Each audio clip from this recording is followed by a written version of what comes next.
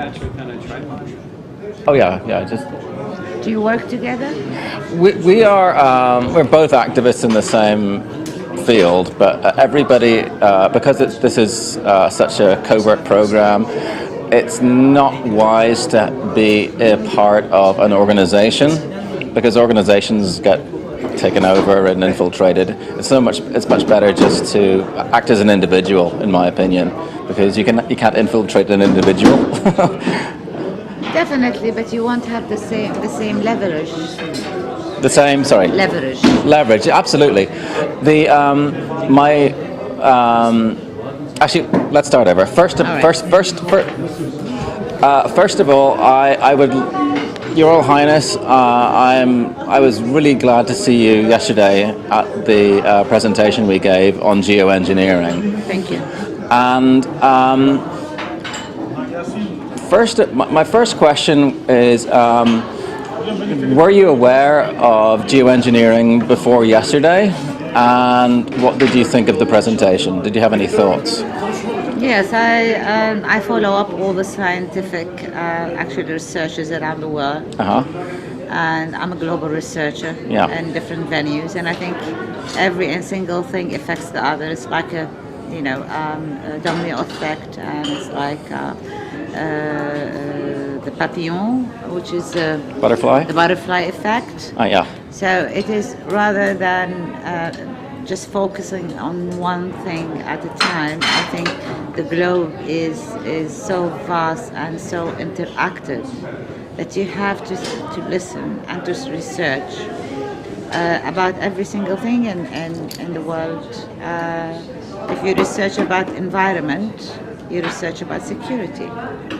And if you research about security, you research about freedom. So each one leads to the other. And one of the subjects that I was following up on Twitter, I'm a tweeter. It was the geoengineering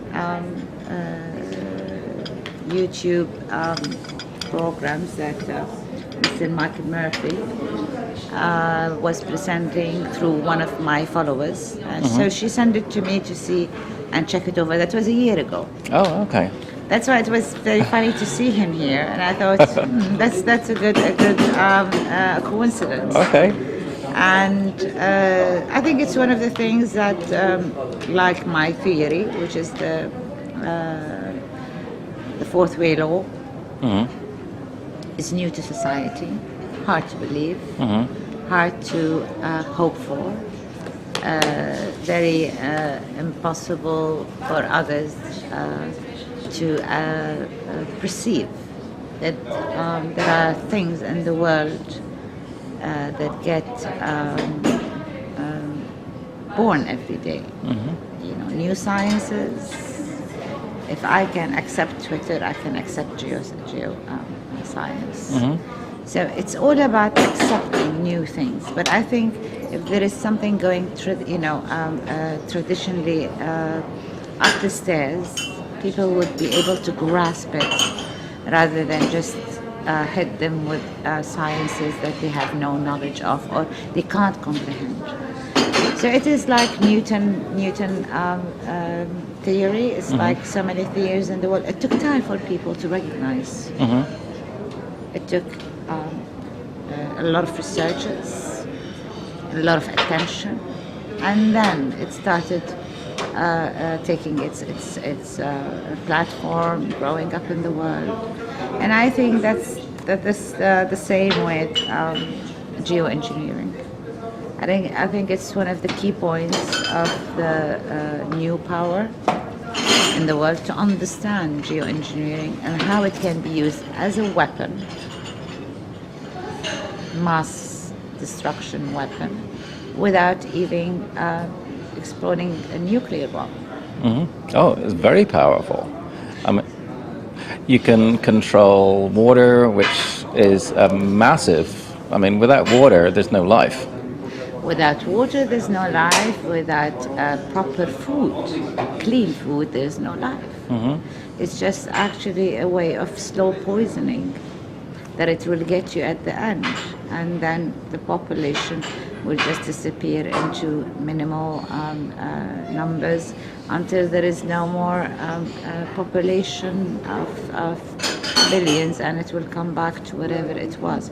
And I think that is the question here: survival and humanity. How do we concern ourselves in maintaining humanity and life on Earth? Mm-hmm. Why are we looking into Mars now? Why are we looking into places to live outside Mother Earth?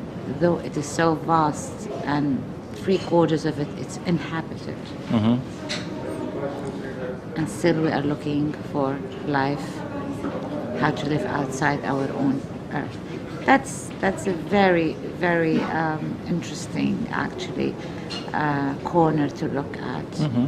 Because if we're intending to stay here and live here, we should be more concerned about life here and the quality of life. Geoengineering is seen, and you referred to it as a weapon. I mean, this is something that is being deployed against all humanity. How you saw Michael Murphy's film a year ago, and you became aware of geoengineering then. How many people do you speak to other people about this issue, and how aware are people either in your circles or in Saudi Arabia about this program? Actually, of course, scientists are aware. Big universities which has science departments. We have a nano institution in Kaust and King Abdullah University city. So we are very knowledgeable about this. Unforeseen for Saudi Arabia, because most of the people think we have two things. We have terrorism, anti-terrorism, camels, and petrol, and dates. That's around summing up Saudi Arabia in everybody's eyes. Uh-huh. But we do have sciences, we do have thinkers, we do have a lot of modernization, as we call it, an introduction to new sciences in the world. Maybe because we are not as advanced as others, we do not question a lot the new things as much as others do. You know, people who tend to be very much grounded in sciences, whenever something happens, they would put thousands of inabilities or incorrect sciences into question because it does not make sense to the scientist himself. Well, I think in our countries we are more apt to new theologies and sciences because we are not so much grounded in these things.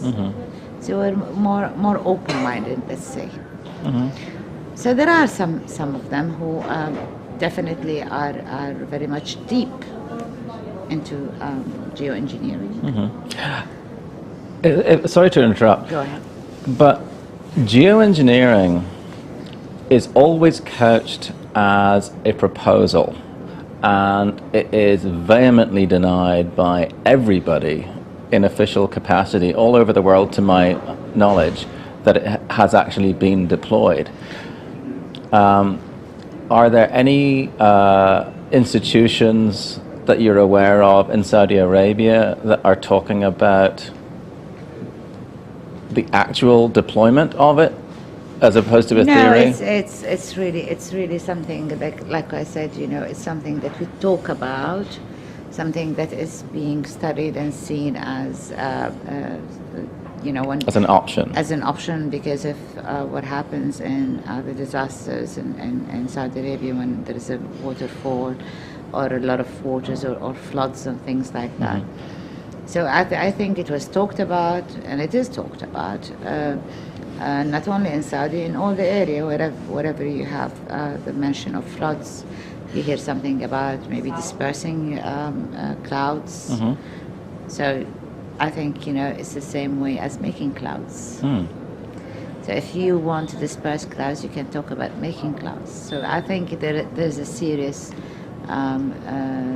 maybe study into that area, definitely to manage disasters in the future. And I think, it's quite important to address the problem itself than play with Mother Nature and the will of God. And it will happen either ways. And I think, the more you resist the powerful pull of instability in Mother Earth, the more Mother Earth will send us disasters, so we can know that we're playing with that equilibrium. And we can see it everywhere, and I don't think it will ever work because biology in itself and is a very tricky science. One element can disbalance a whole creation of a human being. Playing with DNA, as much as you want to say that you are making it right human being. As I heard last week, there was a university in America, in a company, that says that it will bring people back from death by freezing through the nano technology. It's everywhere, it's in the Times, Independent, so it's no secret. I've read it on the internet. That it will freeze the DNA and brains of the dead people and bring them back to life in 30 years. I couldn't imagine a corpse, except a zombie, coming out again after 30 years. So playing, really, and I say playing, I'm not saying not to research to cure diseases. It's completely different. But I'm saying playing with DNAs and biology and environment, echoes, the whole system, the whole ecosystem is disastrous. It's like when you want to have an operation to take out your, let's say, kidney and put another better one there, though it is a good one. But you just want something better. I think you'll be betting on the wrong horse. You might just have a kidney failure later on because of that operation, and you might not come out of this operation. So I think that this is how we should be looking at it, is that we will always send messages of beware of what you're doing. Whoever actually is doing it has huge resources. And that by itself tells you that it is a very high-end study, and it's a very high-end implementation that has affected the globe tremendously. You see the storms in the States, in places where it never existed, floods. The sky look completely different than 4 years ago. Today, I mean, we can look out the window. There's a big trail going right across there. There's, and here we are in Istanbul. And I'm sure, you're from Jeddah? I'm from Jeddah, Saud. Yeah, my father worked there. He was at the King Khalid National Guard Hospital for some years. As you saw in my presentation yesterday, I was showing satellite imagery from all around the world. The Red Sea, last week, covered in chemtrails. You must see them regularly in Saudi Arabia. But actually, I've been seeing a lot of different landscapes in Saudi Arabia. A year and a half ago, and everybody, if you go on Twitter, you'd find everybody taking pictures of the skies. Yeah. Because what I've noticed is that the sky doesn't look anymore the sky that I know 4 years ago. I was a little bit away for a long time from Saudi Arabia, and when I came back, I thought I was seeing the sky of London. Yeah. Overcast. In Saudi Arabia. Overcast, lots of clouds, very low, and with shapes that are very funny, and of course it's even in England, you could not see such a sky a long time ago. Now when I lived in London, it was also a very funny skies and landscapes. You just feel that the skies are going lower. I mean, I could touch almost the landscape with my hands. And that is I don't know if it is man-made, if it is God's made, if it is special made, tailor-made. It's just something which has attracted my attention. And if something attracts my attention, it means there is something not unusual. And I think it's a very interesting science to look at, very interesting, maybe a discovery of new technology that not only enable us to change the weather, but really monitors who try to change it, and that's very important. Sticking together or passing information with people all around the world would help and transparency, more awareness, and by that itself you will create a culture of awareness within the next generation and what they are facing in the future and what kind of challenges they have to address from the heritage of our generation. Thank you. Thank you so much. At the time, I think the globe is so vast and so interactive that you have to listen and to research about every single thing in the world. If you research about environment, you research about security. Yeah. And if you research about security, you research about... I was really glad to see you yesterday at the presentation we gave on geoengineering. Thank you. And my first question is, were you aware of geoengineering before yesterday? And what did you think of the presentation? Did you have any thoughts? Yes, I follow up all the scientific researches around the world. And I'm a global researcher in different venues, and I think every single thing affects the other. It's like a domino effect, and it's like the papillon, which is the butterfly effect. So it is rather than just focusing on one. Act as an individual, in my opinion, because you can't infiltrate an individual. Definitely, but you won't have the same leverage. The same, sorry. Leverage. Leverage, absolutely. Actually, let's start over. First of all, I would, Your Royal Highness, Oh yeah, just. Do you work together? We are. We're both activists in the same field, but everybody, because this is such a covert program, it's not wise to be a part of an organization, because organizations get taken over and infiltrated. It's much better just to